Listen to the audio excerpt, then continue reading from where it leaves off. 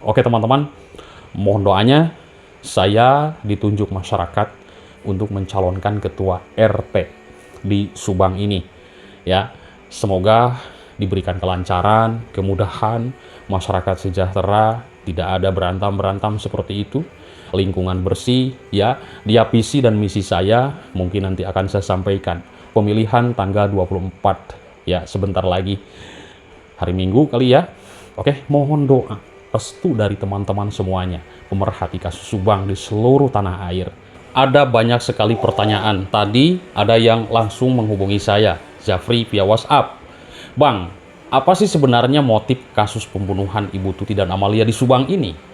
Oke, teman-teman, tadi saya menjawabnya tidak mau berasumsi.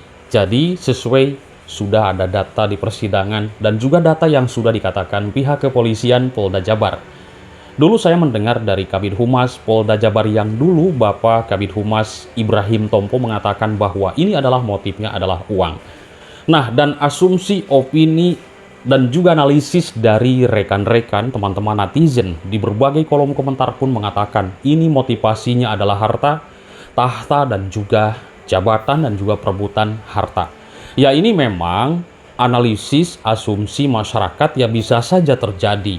Buktinya ada sebuah cerita tentang masalah keuangan, ya kan? Nah, teman-teman, pihak kepolisian sudah mengatakan seperti itu. Tentunya saya hanya sebagai warga masyarakat yang mengikuti kasus ini dan juga sesuai dengan fakta, dengan data, sesuai apa yang sudah tertulis dari narasumber. Karena begini, media online, media cetak, media apapun tidak asal menulis sebuah artikel berita kalau tidak ada narasumber, karena itu adalah ucapan dari narasumber. Kalau misalkan begini, kita wawancara dengan seseorang, misalkan saya wawancara dengan pemerhati kasus Subang. Pak, bagaimana tanggapan Bapak terkait dengan kasus Subang ini? Apakah Bapak ini sudah greget, sudah geram dengan kasus ini? Nah, tentunya narasumber yang saya wawancarai itu akan mengatakan, misalkan, ya, saya sudah greget sekali dengan kasus ini. Sudah lama begitu mengikuti, sudah lama begitu menyimak dari tahun 2021. Nah, itu tentunya akan ditulis seperti itu. Tidak akan ditambah dan tidak akan dikurangi. Seperti saya ini, begitu juga saya menjelaskan kasus Subang ini sesuai dengan apa data yang sudah ditulis, yang sudah dikatakan kepolisian, ya kan? Nah, tidak mau saya mengarang-arang, menambah, mengurangi, tidak mau seperti itu. Kecuali analisis seperti kemarin saya membuat video tentang foto baju Pak Yosef, ya kan? Adapun itu benar dan tidak, itu hanya sebuah foto yang saya analisa. Hanya sebuah analisis, dan itu bisa teman-teman katakan itu salah, bukan seperti itu. Oh, silahkan, karena itu hanya sebuah analisis. Kalau misalkan menyampaikan, oh, kasus Subang ini motif harta, itu sudah ada keterangan kepolisian. Analisis dari teman-teman pun banyak seperti itu, ya kan? Nah, tentunya ini dengan fakta dan data. Teman-teman, banyak juga kemarin yang bertanya, ada apa Pak Kades dipanggil ke Polda Jabar? Informasi langsung saya dengar dari Pak Kades sendiri adalah untuk kesaksian masalah obstruction of justice terkait di kasus Subang ini. Karena kalau tidak ada obstruction of justice di kasus Subang ini, tentunya ini tidak akan lama. Berarti ini hanya sebuah analisis saya ya. Kasus ini ada obstruction of justice, berarti ini bukan kasus sembarangan.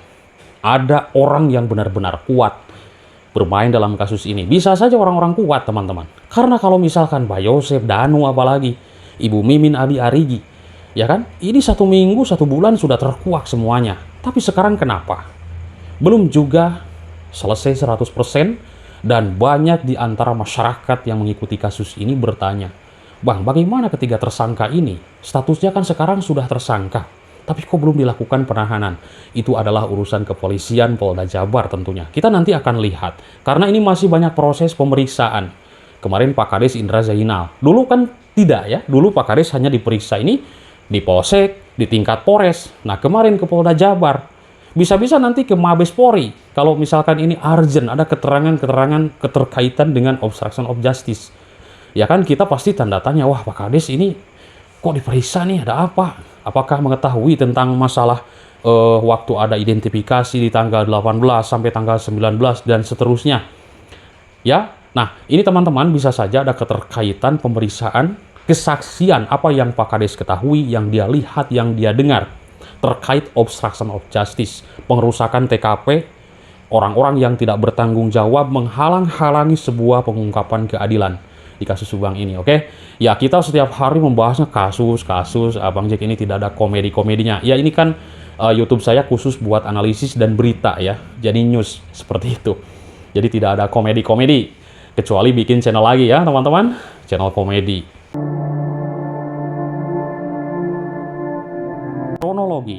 Kronologi kasus pembunuhan di Subang, Jawa Barat bermula dari uang. Ini perjalanan kasus Subang ini sempat tersendat selama hampir 1 tahun. Nah ini teman-teman, kronologi waktu di persidangan ini. Jadi menurut dari Pak Surawan, yaitu Dirkrimum, Pak Yosep ini melakukan pemukulan dengan golok dan selanjutnya menggunakan stik golep, teman-teman. Awalnya menurut Pak Surawan berusaha melakukan perlawanan korban ini, namun setelah dipukul menggunakan golok langsung roboh. Saat itu posisi Ibu Tuti berada di ruang tengah, sementara Amel yang terbangun di kamarnya langsung dipegang oleh Arigi dan Danu, kemudian dipukul Yosep menggunakan stik golep hingga tewas.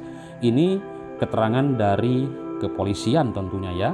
Jadi saya memberikan sebuah informasi atau pembahasan itu sesuai dengan data yang sudah tertulis dari pihak kepolisian.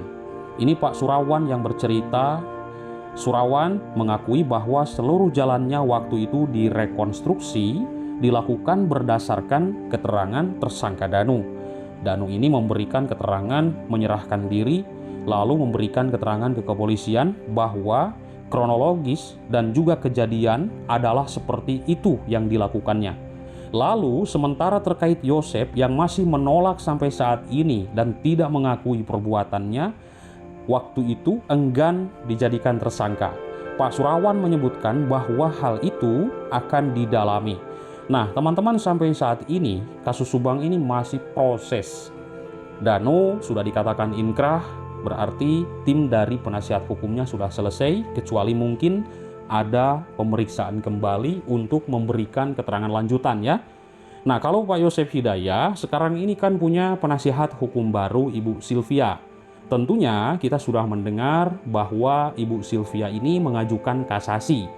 Yang mana kasasi itu artinya adalah untuk membatalkan dari keputusan pengadilan. Kita tunggu, kita hargai apa proses hukum yang ada di Indonesia ini. Apakah Pak Yosep nanti diterima kasasi? Ya, saya pasti akan membahas Pak Yosep ini diterima kasasinya. Tapi kalau misalkan ada informasi Pak Yosep ini ditolak kasasi, tentunya saya sebagai media akan membahas Pak Yosep misalkan ditolak kasasinya. Lalu nanti apa yang akan terjadi setelah itu, misalkan diterima atau tidak, kita tunggu teman-teman. Karena kasasi ini masih lama ya, itu full-fullnya ya kurang lebih mungkin 8 bulan ya, seperti itu. Nah, setelah kita mendengar dari keterangan Danu dan juga dilakukan rekonstruksi, ya kejadiannya gambarannya seperti itu. Lalu sampai saat ini Pak Yosep ini ya memang tidak mengakui teman-teman.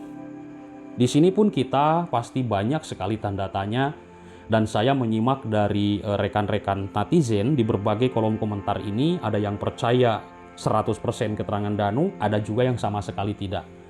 Ada juga yang percaya bahwa YMA adalah pelaku dan keterlibat di situ dengan Danu. Ada juga yang sama sekali tidak percaya. Akhirnya publik ini terbagi dua bagian ya. Ada juga yang pendukung-dukungan, dukung Danu, dukung Yosep. Itu memang wajar sekali. Kalau saya sebagai media tentu membahasnya dari kedua belah pihak.